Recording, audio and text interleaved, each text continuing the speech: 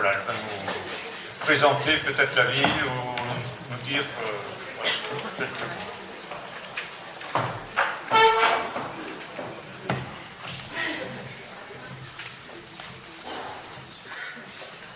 Bonjour mesdames, bonjour messieurs, toute cette belle assemblée. En effet, je représente moi le maire de Champigny, puisque je suis la maire adjointe en charge de la santé et de la prévention pour cette belle ville de Champigny, qui est un peu sous la pluie aujourd'hui, malheureusement.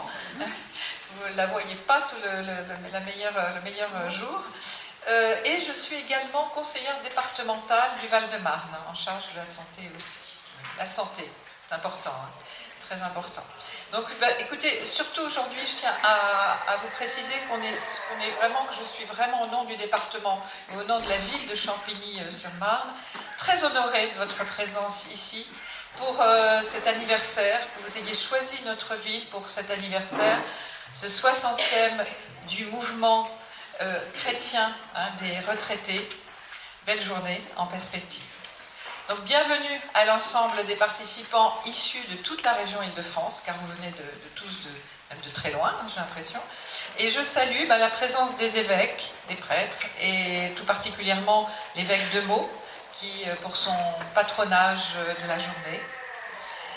J'adresse également tous mes remerciements à M. Valencogne, qui a organisé cette journée, président du mouvement chrétien des retraités, donc pour toute l'organisation. Voilà, donc je salue vos initiatives, les initiatives menées par le mouvement chrétien des retraités, qui permettent à ses membres de vivre une retraite active, riche en événements, en rencontres et en enseignements. C'est vraiment remarquable et je tiens particulièrement à soutenir ces initiatives. C'est très important de garder tous ces liens. Donc les associations comme cette association, comme le MCR, permettent aux aînés, à vous tous, de se sentir utiles et indispensables à la société en tant que vecteurs de transmission et de mémoire auprès de nos jeunes. Nous en avons, comme disait Madame Maison précédemment, nous avons fortement besoin justement de ces transmissions, de cette présence, de vos présences en tant qu'aînés, de vos bons conseils auprès de nos jeunes dans cette période compliquée et difficile. Donc je vous souhaite surtout aujourd'hui une très belle journée, un excellent anniversaire, le 60e, et merci de votre écoute. Bonne journée. Je voulais vous présenter aussi... Oui, simplement, je voulais dire, je remercie Madame la maire adjointe. Simplement une petite précision, je ne suis pas président de la région de France, hein. Je l'ai été jusqu'au mois de décembre, et ce n'est pas moi qui est là en charge, je dirais, c'est l'organisation de la journée. Hein. Donc c'est Jacques Rouet, ainsi que Philippe Mélan, Bernard Sourdeau, etc. Un certain nombre, c'est l'équipe de la région parisienne qui a travaillé dessus. Voilà. Tout à fait, on se présentera tout à l'heure pour tout dire. Voilà. À présent, je crois qu'il y aura le rapport d'orientation pour les prochaines années par Philippe Meillan, responsable diocésain du diocèse de Meaux. En même temps, vous aurez la projection sur l'écran. Voilà. Et puis après, je vous demanderai effectivement de faire un petit effort de gymnastique pour vous tourner vers l'écran et regarder une vidéo pour présenter ce rapport d'orientation. Hein. Alors, juste quelques mots d'introduction. Pourquoi un nouveau rapport d'orientation? Il succède à celui que nous avions adopté en 2014. C'est un texte qui n'est pas forcément obsolète, mais du temps a passé. 9 ans. C'est pas très long, mais c'est déjà beaucoup. Et l'horizon du nouveau rapport d'orientation est maintenant de 5 ans, si j'ai bien lu. Le nouveau texte prend en compte le fait que depuis 9 ans, le monde a continué d'évoluer. Nous avons en outre traversé un certain nombre de crises, dont celle du Covid, qui a fortement impacté notre classe d'âge. Certains défis se sont faits plus visibles.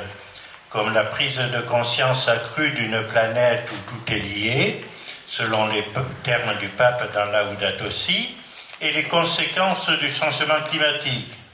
Il nous faut aussi acter le fait que l'Église n'est plus, pour la très grande majorité de nos concitoyens, la référence dans laquelle a pu vivre jadis notre société. Le MCR prend donc acte de ces évolutions en procédant à un renouveau de ce texte qui constitue en quelque sorte sa boussole. Alors, quelques éléments de motivation pour l'équipe qui s'est consacrée à la rédaction de ce rapport d'orientation et à laquelle j'ai essayé modestement de participer.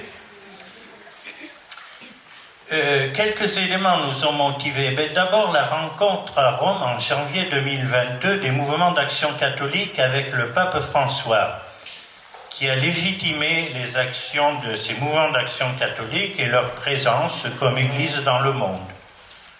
Et puis aussi la démarche synodale initiée par le pape, qui a mis en route le peuple de Dieu dans une première étape, une étape diocésaine, démarche à laquelle le MCR a participé au niveau des diocèses, en particulier en Seine-et-Marne, puisque je suis de Seine-et-Marne, et en partenariat aussi avec le groupe Promesse d'Église.